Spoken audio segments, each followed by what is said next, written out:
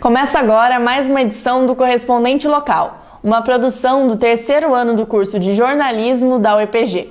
Eu sou Railane Martins. Confira agora os destaques dessa edição. Sistema de transporte público de Ponta Grossa carece de sinalização e cobertura nos pontos e segurança para os usuários. Professor de escola pública de Ponta Grossa conta a experiência no massacre de 29 de abril de 2015. Universitários de Ponta Grossa se unem contra os cortes de verbas dos governos estaduais e federais.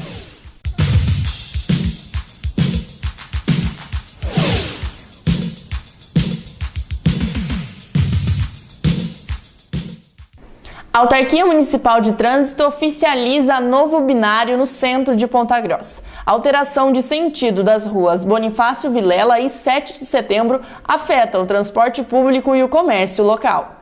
Após 10 dias de testes, a Autarquia Municipal de Trânsito de Ponta Grossa decidiu manter o projeto de alteração do sentido da Avenida Bonifácio Vilela e a Rua 7 de Setembro.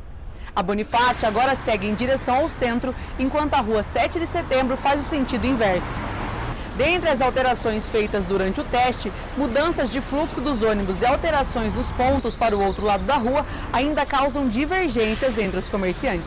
Talvez o fluxo de veículos melhore, mas para nós, comerciantes, no caso aqui do ramo, ficou bem ruim, porque o fluxo de pessoas era um ponto de ônibus bem movimentado, de pessoas, de colégio, de pegada de ônibus, então para mim ficou bem difícil. Eu gostei muito, primeiro, pela poluição que nós tínhamos no meio ambiente, os caminhões, né, os ônibus que paravam no arrancar para ir para o lado norte da cidade, toda a poluição vinha direcionada para a minha loja.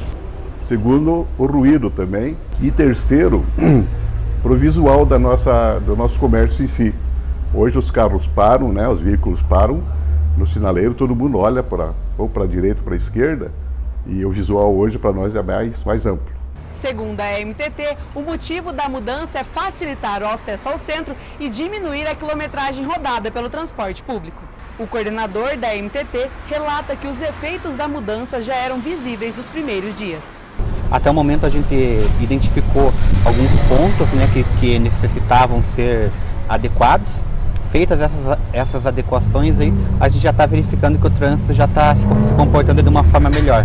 Além da alteração no comércio e no fluxo de veículos, o usuário do transporte público também foi afetado.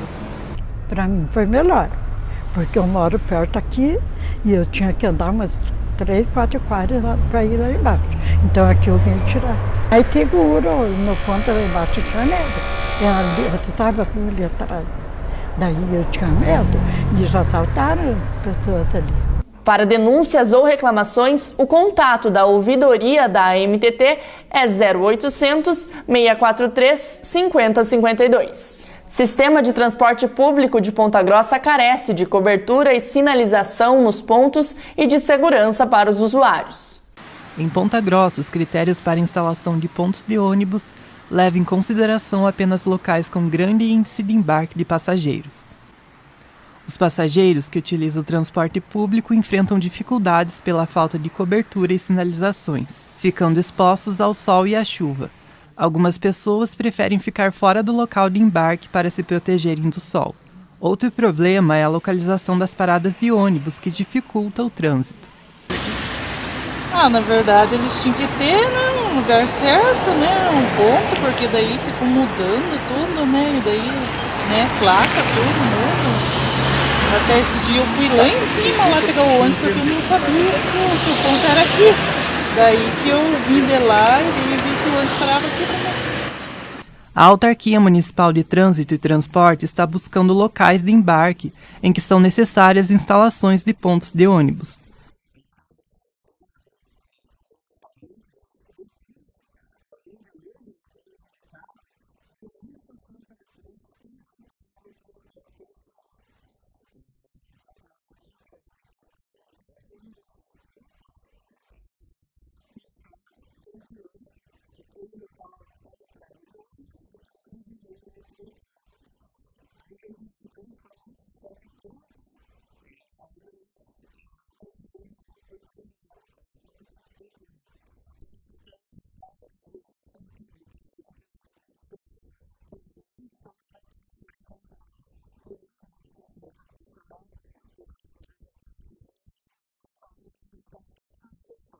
A MTT e a Administração Pública estão preparando o edital de licitação para fazerem a troca de espaços para publicidade para empresas por pontos de ônibus. Políticas públicas de segurança para as mulheres no transporte público após as 22 horas ainda são insuficientes em Ponta Grossa. Cíntia Bueno trabalha há mais de 10 anos no período da noite e utiliza do transporte público todos os dias da semana após as 11 horas para voltar para casa.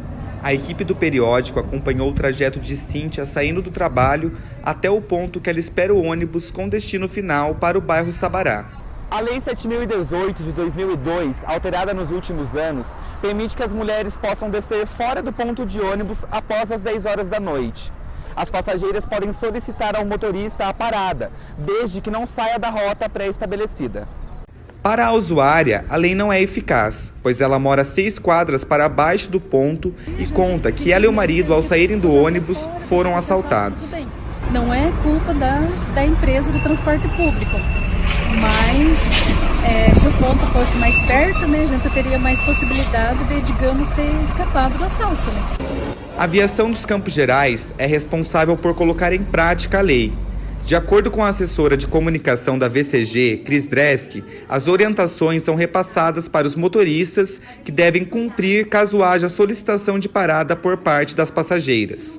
Recentemente, o Pietro fez uma legislação dando um up para que essa prerrogativa fosse mais atenta ao público feminino, uma questão de vulnerabilidade e também e principalmente para aumentar e melhorar a segurança. Então, os nossos funcionários eles são orientados a sempre parar mais próximo à parada, né, a solicitação que o usuário ou a usuária fizerem, desde que haja segurança. Então, ele não pode simplesmente parar no meio da rua, trancar uma outra rua, mas eles têm essa orientação. E essa, como vocês podem ver, é a minha rotina de todos os dias, do trabalho até a minha casa, todas as noites, assim como outras mulheres trabalhadoras, né, da nossa cidade e também as estudantes, né, que dependem do transporte coletivo à noite. Cíntia é mais uma de muitas mulheres que se sentem inseguras ao utilizar o transporte público à noite. Os alunos da Universidade Tecnológica Federal do Paraná, aqui de Ponta Grossa, organizaram uma manifestação pacífica na Praça do Ponto Azul na última sexta-feira contra o corte de verbas do atual governo.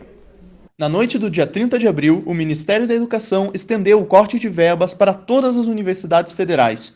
Este corte resulta em 30% no investimento orçado para as instituições, medida tomada pelo governo Bolsonaro. Inicialmente, bloquearia os recursos para a Universidade de Brasília, Universidade Federal da Bahia e Universidade Federal Fluminense. Na última sexta, dia 10, a Universidade Tecnológica Federal do Paraná, do campus Ponta Grossa, protestou contra a medida.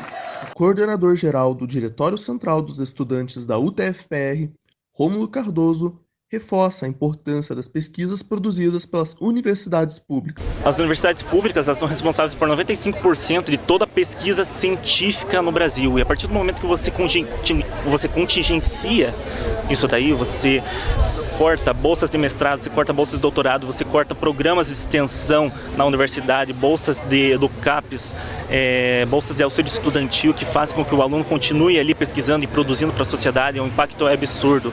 Tudo que é produzido de pesquisa científica que é para ser enviado para a sociedade hoje em dia é de universidade pública. A organização do evento pediu para que todos os alunos que possuem projetos de pesquisa que trouxessem seus trabalhos para apresentar à população, mostrando que as pesquisas causam impacto e são significativas para a sociedade.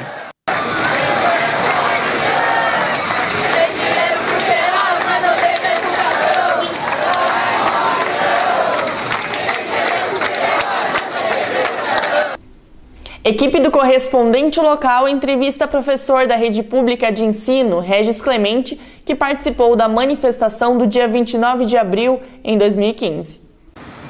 Há 4 anos, no dia 29 de abril de 2015, professores, servidores, alunos e trabalhadores da educação foram até a Assembleia Legislativa do Paraná reivindicar seus direitos. Eles queriam fazer parte da sessão plenária que votou a reforma do Fundo Previdenciário. O que ninguém imaginava era que o Centro Cívico, com mais ou menos 20 mil manifestantes lutando de forma democrática por seus direitos, se tornaria um verdadeiro palco de guerra.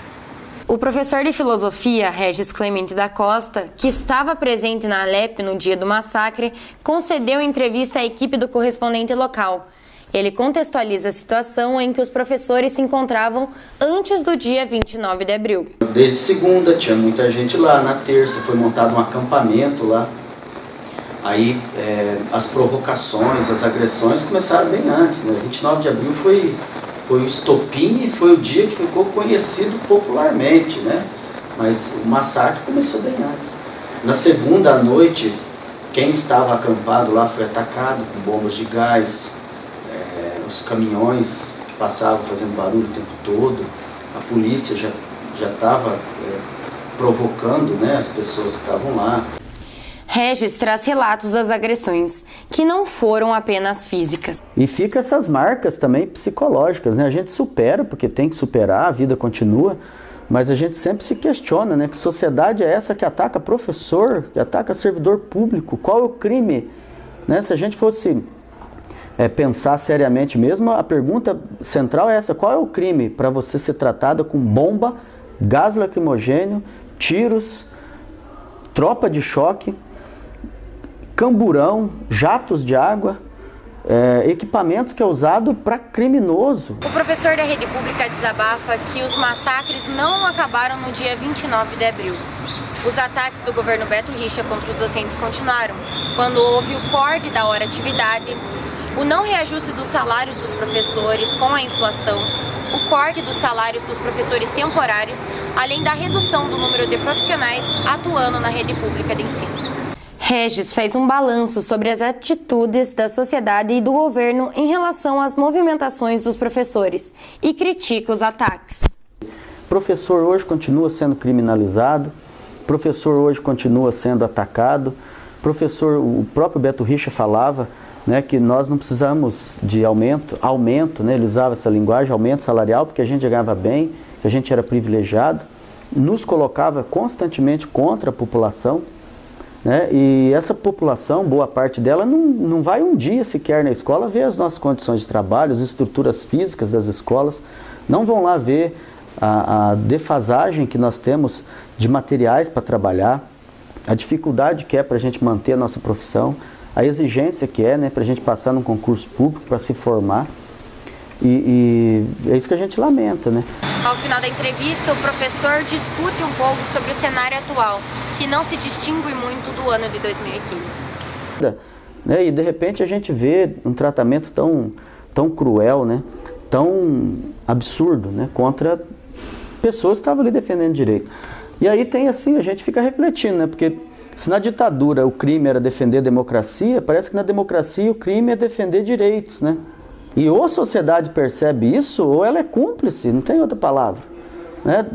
A partir do momento que um governante, um presidente da república ataca professores, é sinal que essa sociedade está fadada ao fracasso. Encerramos aqui mais uma edição do Correspondente Local. Não deixe de apoiar o jornalismo universitário. Acompanhe os nossos trabalhos pelas redes sociais e no site www.periodico.sites.epg.br.